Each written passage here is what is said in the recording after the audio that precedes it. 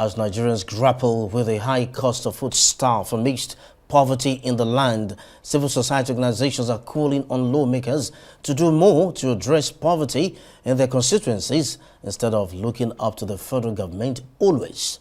Some media reports also say federal lawmakers receive different forms of palliatives from the federal government to be distributed to the people, but many of these palliatives never get to the masses. How can lawmakers help address poverty in their constituencies? Joining us to discuss this is a lawmaker representing Aguata Federal Constituency of Anambra State, Honorable Dominic Okafor. Thank you very much indeed for coming to Newsnight. Thank you for having me tonight.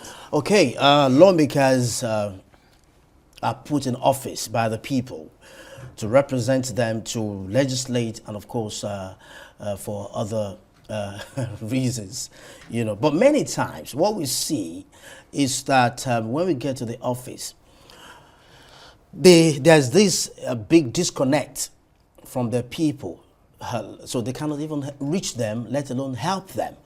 So speak to us about how the burden of improving the living standards of the people should not rest on the executive arm of government alone, and how you can use your good offices to improve the living standards of the people. Thank you so much for having me. Let me start by saying that as a legislator, the primary functions of a legislator is to make laws, oversight, and representation. It's very unfortunate that the lawmakers, the expectations of the constituents of Nigerians is actually more than, they're almost like equating legislators with executives. Of course, you know, legislators don't necessarily have budgets. I mean, even though they approve budgets for the, for the executives, they don't really have access, all this unlimited access to, rather, they lobby. They lobby various agencies of government in order to get, yes, I agreed. Government usually, the agencies sometimes, collaborate with lawmakers to be able to ensure that these palliatives get to the constituents. I would rather advise that various agencies of government should collaborate more with the lawmakers, because the lawmakers are closer to the constituents. They are closer to the people at the grassroots. Unfortunately, I must be honest with you, sometimes a lot of assumptions are not true. What assumptions in this case are you talking about? What I'm trying to say is that, I give you an example. I read something in today's platform whereby a reverend father went to see, a parishioner, and when he left, they started looking for $25,000 check they left on the dining table, and they thought it was the reverend father that took it. When they saw him later after 2 months, they asked him, "Father, when you came to visit us and when you left, we started looking for." He said, "Oh, I left it inside the Bible on the table because I didn't want it to be stained."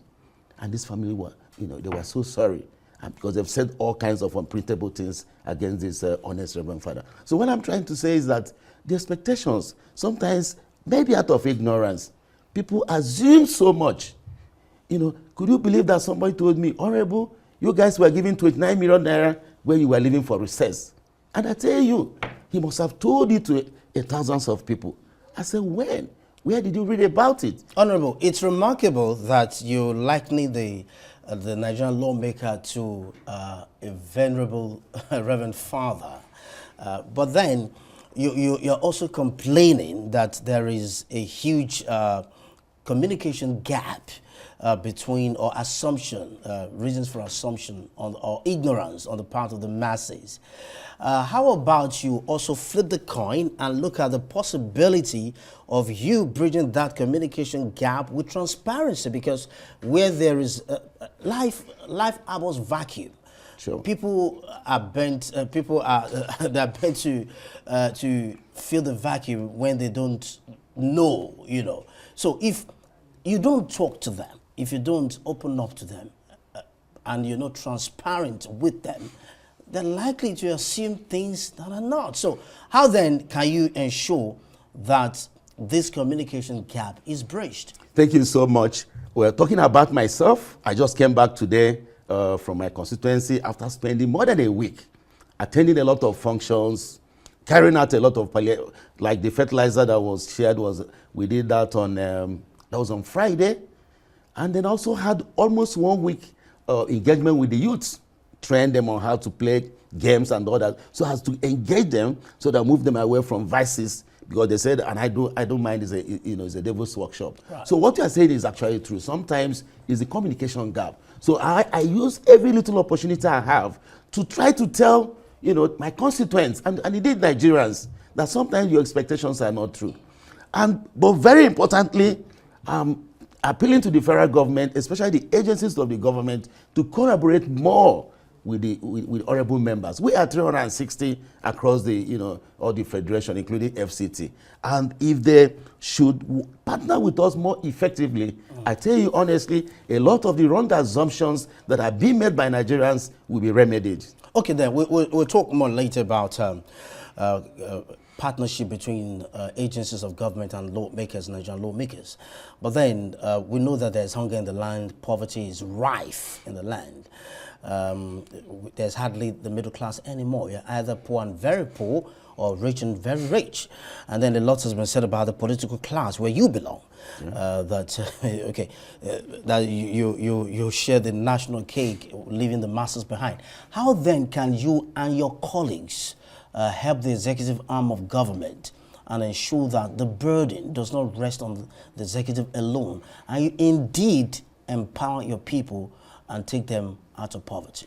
Thank you so much. But let me start by saying that you don't give what you don't have. Let me start from that. But very importantly, if all the honorable members, I'm talking myself, I'm talking for myself, but I'm sure I'm also talking for a couple of my colleagues. If we consistently get close to our constituents and make sure that whatever we have in the budget in terms of palliatives or whatever, that they get to all the nooks and crannies of our federal constituencies, I think some of these accusations will be reduced. And then I must tell you that federal government has done a couple of I've been doing a lot of palliatives. Last year, trailers of rice were shared to each of the federal constituency, and presently we're also sharing fertilizers to farmers to ensure that this food insecurity is that people are very conscious about, because you can't, you must farm. Everybody must take serious. The farming is not about, if every family tries to do some form of farming, you find that the dependency on the market, going out there to buy, will be reduced.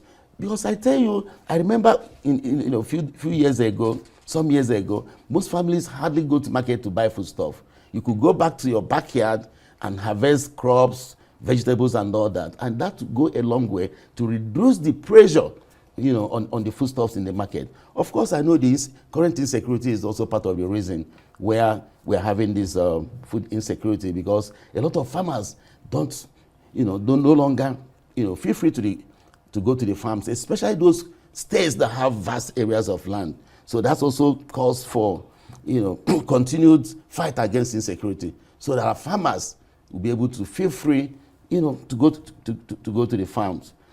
Honorable, it's commendable that you shared fertilizers to your constituents. Very commendable. Yet again, how then do you ensure that after sharing the fertilizers to them, you see to the utilization of the fertilizers, then you monitor the produce, you monitor their progress, the progress of the farmers, and see if there are other areas where you can help them? Oh, let me also start by saying that we didn't just share fertilizer, we took our time. Like I did say, I spent more than a week in the constituency. First of all, we tried to, find out that the fertilizers are given to farmers, to real farmers.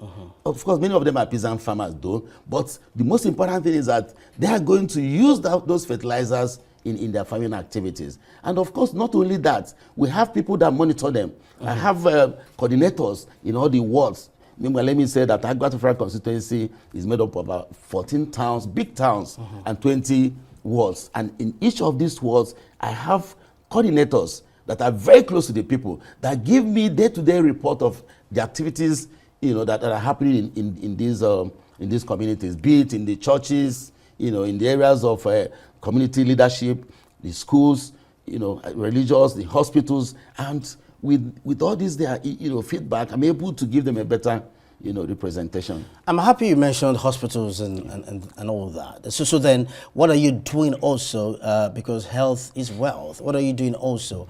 And what can your colleagues as well do to ensure that primary health care is also given a boost? Well, of course, we have, in the House of Reps, we have various committees. Unfortunately, I'm not a member of any of the health-related committees, but that is not to say that... No, it doesn't. No, you don't have to be a member. How can you and your colleagues support okay, so of course, the health centers of course, in your constituents? For effective oversighting. And let me also use this opportunity to commend my governor, Professor Chukwuma Soludo, who has been doing a lot, especially in terms of health delivery services.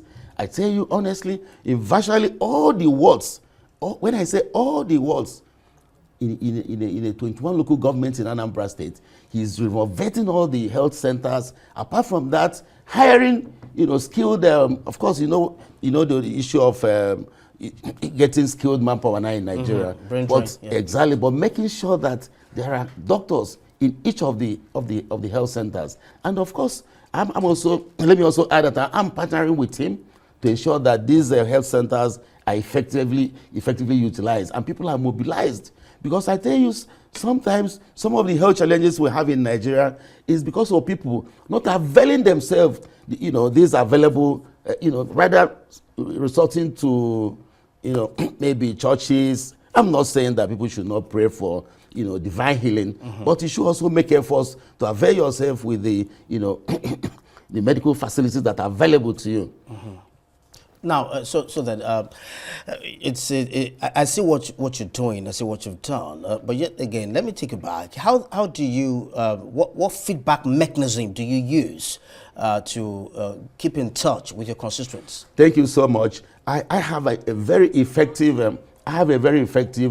constituency office that has a world-class office equipment, ranging from internet and all kinds of office equipment. And I have skilled manpower that work in this constituency office. So they give me a feedback almost per minute in terms of email, in terms of using the social media. And like I did say, I have media representatives. Apart from the coordinators in each of the wards, I also have media representatives in all the wards. So they gather information, collect information from what is happening in the communities and feed them either directly or through my constituency office. With that, I'm able to give them a better representation.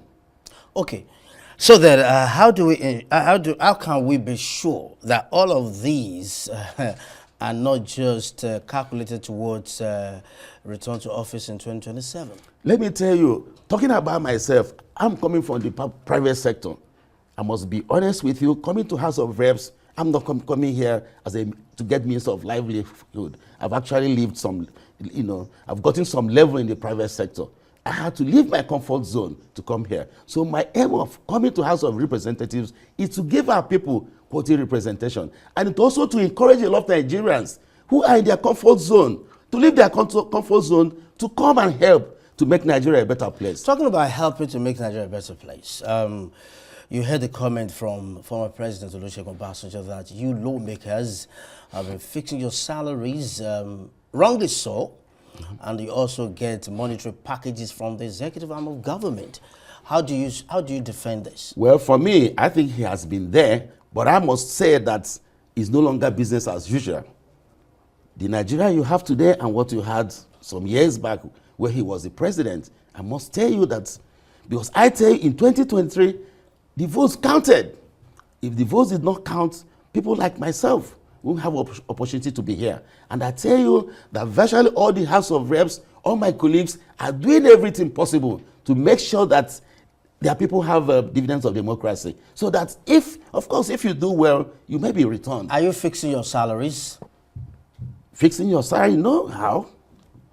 Do lawmakers fix the salaries? I don't think we've never discussed that since we came in, last year, June. Have there been times when you held the executive arm of government to ransom Not at for all. monetary packages? To the best of my knowledge, not at all. Even though I'm not speaking for the House, I'm here as a member representing Okafor constituency, but I haven't heard anything of that, and it has never been discussed in the floor of the House. Thank you very much indeed. Honorable Dominic Okafor of Agwata Federal Constituency, Anambra State. Thank you for coming to Newsnight. Thank you for having me.